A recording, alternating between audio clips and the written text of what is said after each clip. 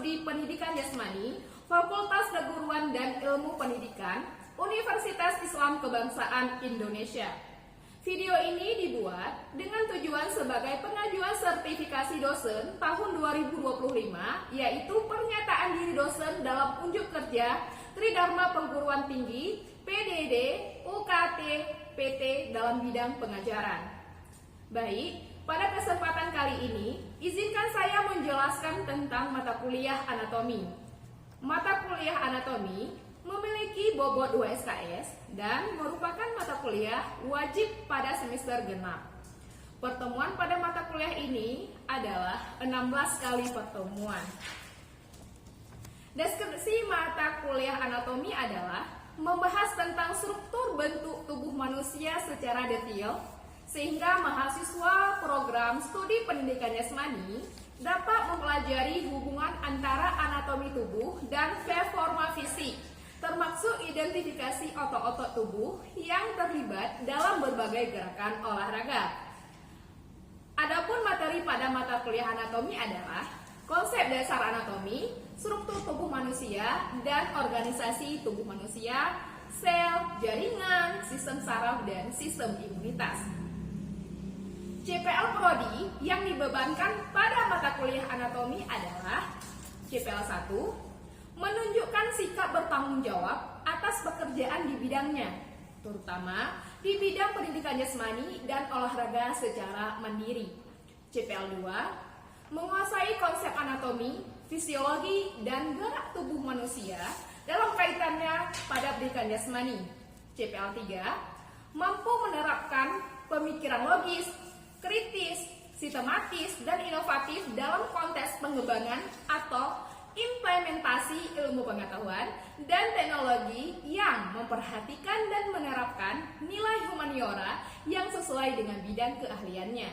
CPL 4, mampu mengaplikasikan konsep dasar, prinsip, didaktik, pedagogis, pendidikan jasmani, serta keilmuan penjas untuk merencanakan pembelajaran dengan memanfaatkan iptek yang berorientasikan pada kecakapan hidup, lifestyle. Adapun capaian pada mata kuliah yang diharapkan, CPMK 1 menguraikan struktur dan fungsi sistem organ tubuh manusia yang berkaitan dengan aktivitas jasmani. CPMK 2 menguasai hubungan antara struktur anatomi dan gerak tubuh serta aplikasinya dalam olahraga dan aktivitas fisik. CPMK 3 menggunakan pengetahuan anatomi untuk merancang latihan fisik yang aman dan efektif sesuai dengan kebutuhan individu. CPMK 4 mengaplikasikan konsep dasar anatomi dalam meningkatkan proses pembelajaran. Dalam pembelajaran mata kuliah anatomi, saya menggunakan metode Chess-based learning dan project-based learning. Kemudian saya juga menerapkan metode DIA atau Delivery Interpretation Assessment. Pada tahap delivery adalah menyampaikan materi pembelajaran kepada mahasiswa. Tahap ini merupakan bagian penting dari proses pembelajaran karena dapat mempengaruhi kemampuan mahasiswa dalam memahami materi. Kemudian, tahap interaction, interaksi antara dosen dan mahasiswa tentang materi yang diajarkan. Pada tahap ini, terjadi diskusi, tanya jawab tentang materi yang belum dipahami oleh mahasiswa dan umpan balik tentang kemampuan dan kemajuan dari mahasiswa. Selanjutnya adalah tahap asesmen. Asesmen adalah tahap penilaian kemampuan mahasiswa, baik kemampuan pengetahuan maupun keterampilan mahasiswa. Kriteria penilaian mengacu pada ketentuan yang telah ditetapkan dalam program studi pendidikan jasmani, yaitu absen 15%, sikap 10%, tugas yang meliputi tugas mandiri, tugas kelompok yaitu 20%, kuis 15%, ujian tengah semester 20%, dan ujian akhir semester dengan penilaian 20%. Penilaian dilakukan secara objektif.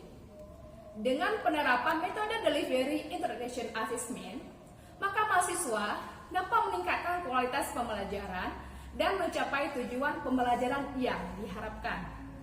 Baik, tahapan berikutnya, mari kita saksikan video pembelajaran mata kuliah anatomi dengan materi sistem imunitas.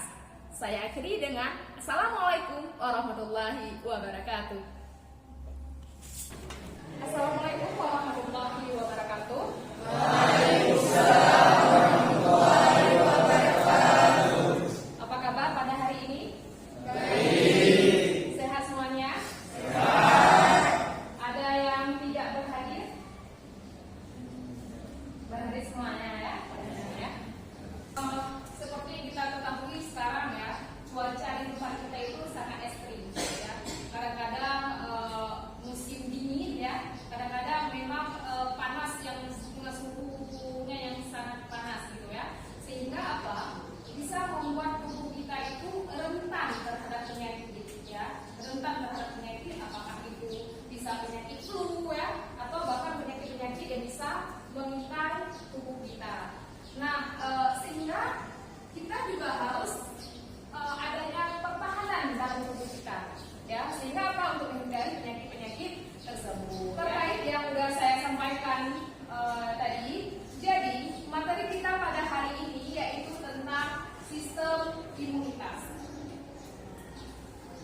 Ada yang tahu apa definisi dari sistem imunitas? Ada yang tahu? Dan lalu sistem imunitas coba kita ada. Oke, Sisi bisa didefinisikan. Sistem imunitas atau yang disebut dengan sistem kekebalan merupakan sistem pertahanan tubuh yang berfungsi untuk melindungi dari penyakit, contohnya seperti jamur, bakteri, dan virus. Baik, terima kasih jawabannya Rizky. Sudah didefinisikan oleh kawan kalian yang bahwasannya sistem imunitas. Nah, di sini bisa kalian lihat tentang orang yang terkena penyakit ya. Yang pertama ada penyakit pada anak bayi tersebut ya, penyakit autoimun ya.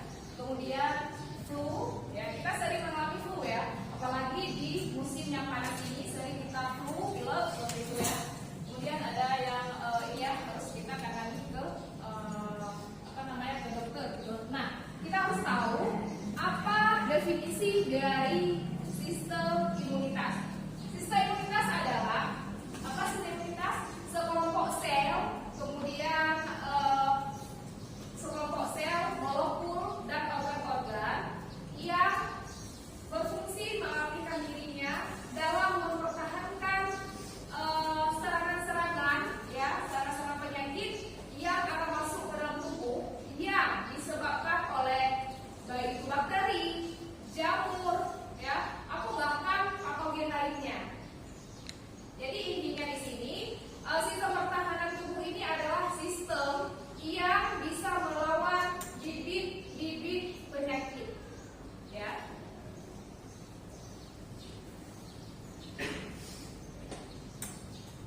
Baik, setelah kita mengetahui tentang definisi dari sistem imunitas, kita juga harus paham apa sih fungsi dari sistem imunitas tersebut. Apa kira-kira fungsinya? Apa salah satu fungsinya? Sistem kekebalan tubuh. Oke, kemudian apa lagi?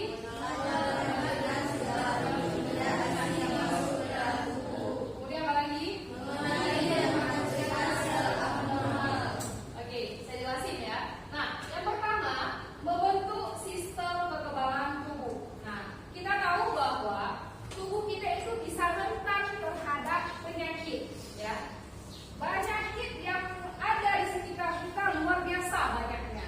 Ada penyakit yang menular atau bahkan penyakit yang tidak menular seperti itu ya. Jadi penyakit yang kita takuti di sini adalah penyakit menular. Makanya sistem pertahanan tubuh ini berfungsi dalam melawan penyakit-penyakit tersebut agar tidak masuk ke dalam tubuh kita, sehingga tubuh kita itu tidak akan terinfeksi sama penyakit ya. Kemudian yang kedua, menolak dan mencegah segala bentuk benda asing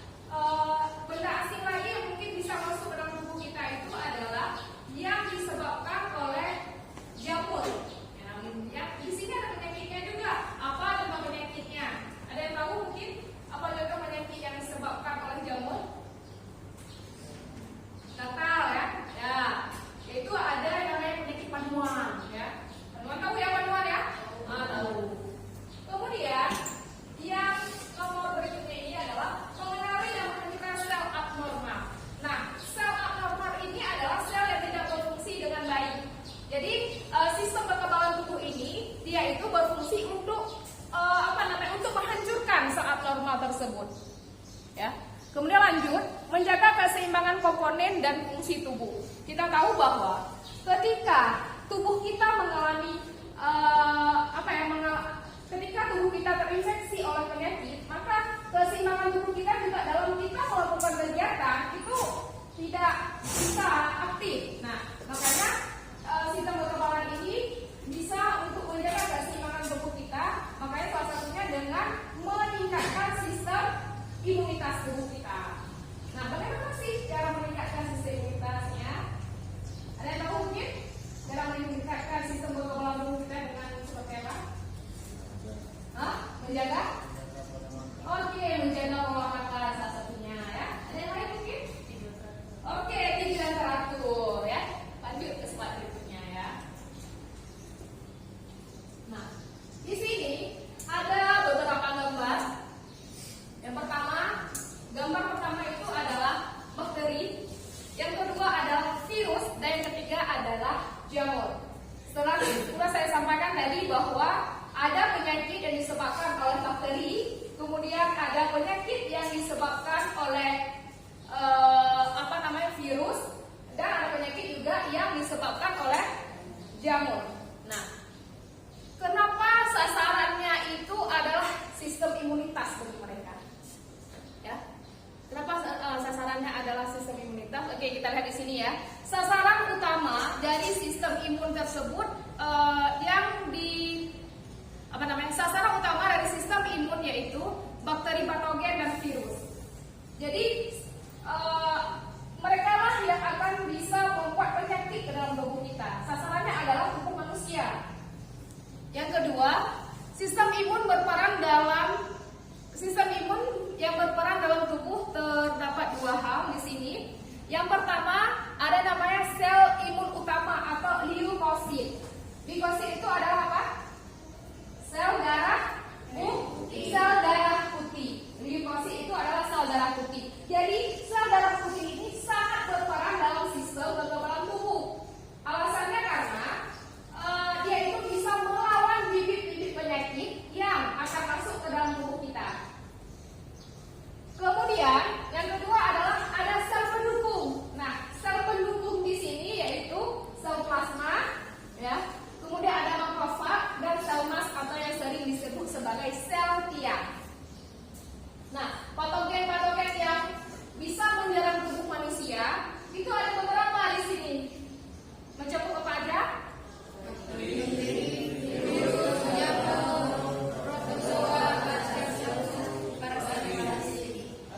Itulah patogen yang bisa membuat penyakit bagi tubuh kita, ya. Bisa kalian lihat sendiri, ada bakteri, ada virus, kemudian ada jamur, protozoa bersel satu, dan parasiti.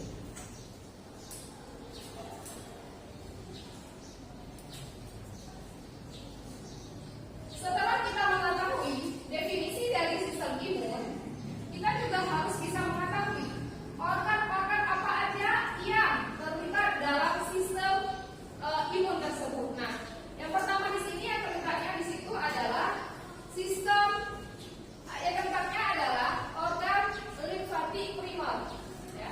Organ limfatik primer. Kemudian ada organ limfatik sekunder, ya. Dan organ limfatik sekunder.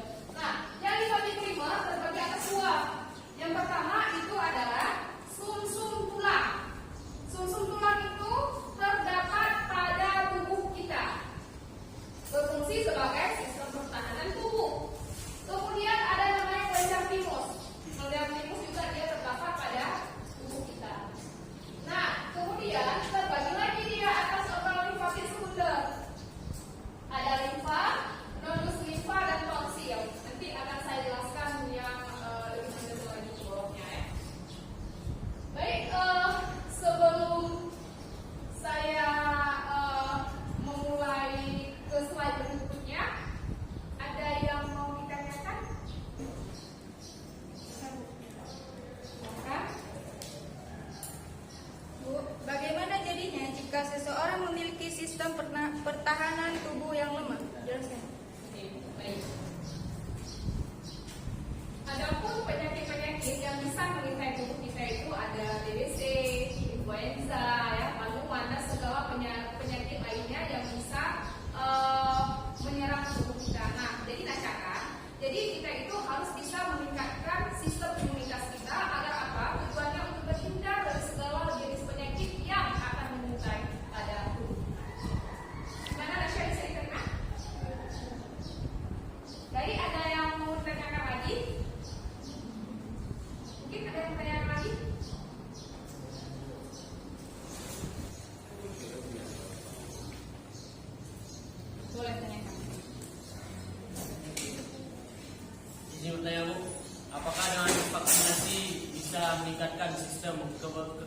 tubuh seseorang?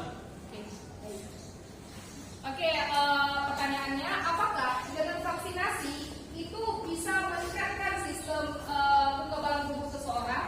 Jawabannya bisa. Nah, mungkin kalian bakalan ingat ketika kalian masih kecil dulu, kalian itu pernah divaksin, ya. Jadi banyak vaksin yang pernah udah masuk ke dalam tubuh kita. Nah, salah satunya tujuannya bukannya yaitu untuk sebagai sistem kekebalan tubuh kita. Jadi bisa jadi kita itu akan terhindar segala jenis penyakit yang akan menular ke dalam tubuh gitu dengan adanya vaksin. Namun walaupun sesudah vaksin, ya, tapi bisa saja tubuh kita itu memiliki kekebalan tubuh yang lemah, itu bisa juga terserang. Jadi kembali lagi ke kitanya, bagaimana cara kita dalam meningkatkan sistem imunitas tubuh kita, gitu ya. Nah, tadi sudah kita ketahui yang bahwasannya organ-organ yang terlibat dalam sistem imunitas, ya.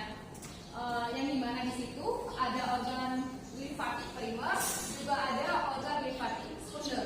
Nah, yang primer, ya, yang primer pertama adalah sumsum tulang, ya, sumsum tulang. Dia itu merupakan jaringan lunak, ya. Jadi jaringan lunak yang ditemukan pada rongga interior tulang yang merupakan tempat produksi sebagian besar sel darah baru. Jadi sel darah kita, ya, itu dibentuknya itu di sumsum tulang. Nah, kemudian yang terbagi dalam primer itu ada timus, ya. Timus itu merupakan jaringan limfatik. Apa fungsinya di sini? Apa aja? Jaringan limfatik yang terletak sepanjang trakea, ya, di bagian tubuh kita di sekitar trakea dia bentuknya. Berfungsinya yaitu untuk limfosit mudah menjadi T-limfosit dalam mempertahankan tubuh, ya. Yang dimaksud limfosit di sini adalah sel darah putih itu terbagi atas beberapa. Salah satunya adalah limfosit berperan di organ timus kita.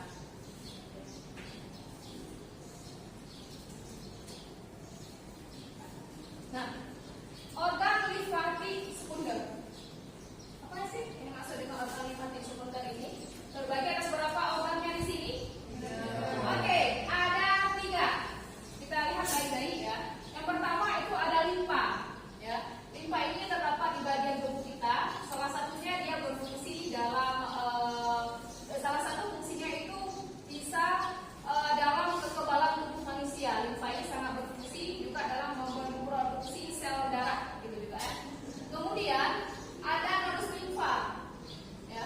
Nodus limfa jika kita lihat pada gambar seperti ini, nodus limfanya fungsinya sama dalam meningkatkan sistem imunitas tubuh kita untuk sistem pertahanan tubuh. Kemudian yang sangat berperan di sini juga tonsil, ya. Tonsil ini bisa kalian lihat pada gambar, ini adalah tonsil. Ini lidah kita, ini tonsil.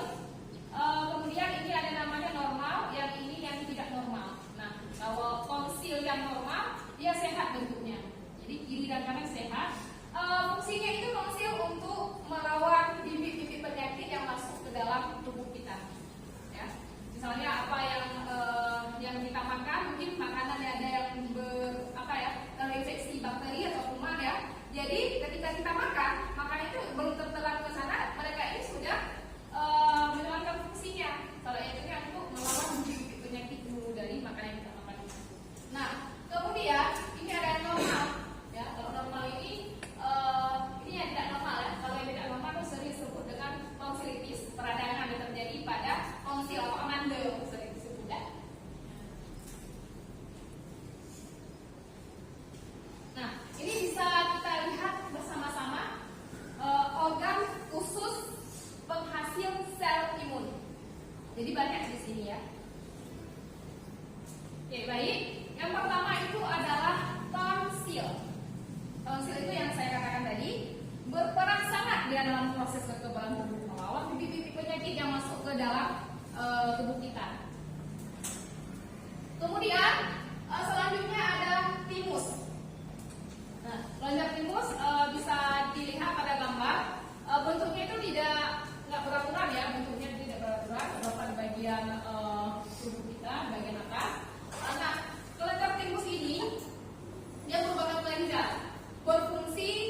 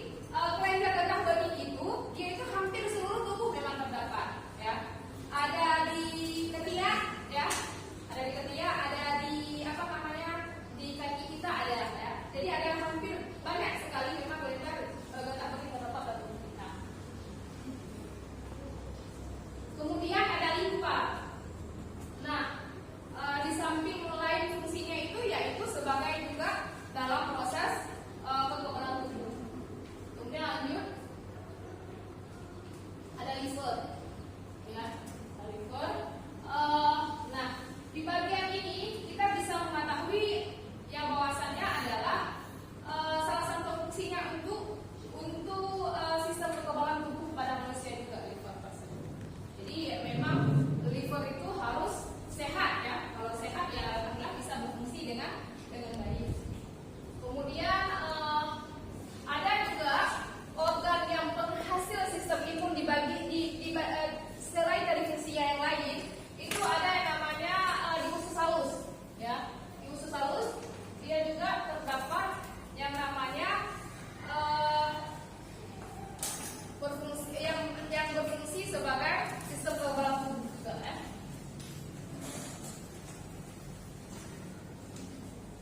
Liver, kemudian sumsum tulang. Nah, ini yang saya katakan tadi. Sumsum tulang ya. Jadi sempat itu yang organ limfatiknya ya. Jadi sumsum tulang itu sangat berperan dalam menghasilkan sel darah merah ya. Berperan dalam pembentukan sel darah putih juga. Jadi sangat besar fungsinya ya. Kemudian ada limfatik, ada ini ya, limfatik. Ini kelenjar limfatik juga sama fungsinya sebagai untuk kekebalan tubuh kita. Jadi ketika patogen masuk ke tubuh kita, mereka ini akan menyalakan fungsinya ya, agar penyakit-penyakit itu tidak masuk ke dalam tubuh kita. Oke, seperti yang kita ketahui ya bahwasannya sistem imun ya, sistem imun tubuh kita itu akan masuk ke dalam tubuh kita jika tubuh kita itu memiliki sistem pertahanan tubuh yang tidak kuat ya. Ketika pertahanan tubuh kita yang tidak kuat ini masuk ke dalam tubuh ya, jadi apa yang terjadi? Tubuh kita akan melakukan respon. Responnya yaitu dengan cara pertahanan tubuh secara alami. Jadi akan merespon secara alami. Nanti kalian lihat bagaimana cara pertahanan tubuh alami itu yang terjadi. Nah, kemudian patogen masuk ke dalam tubuh, maka akan memberikan respon terhadap tubuh kita yang terbagi atas dua hal di sini. Ada yang non spesifik, ada yang spesifik.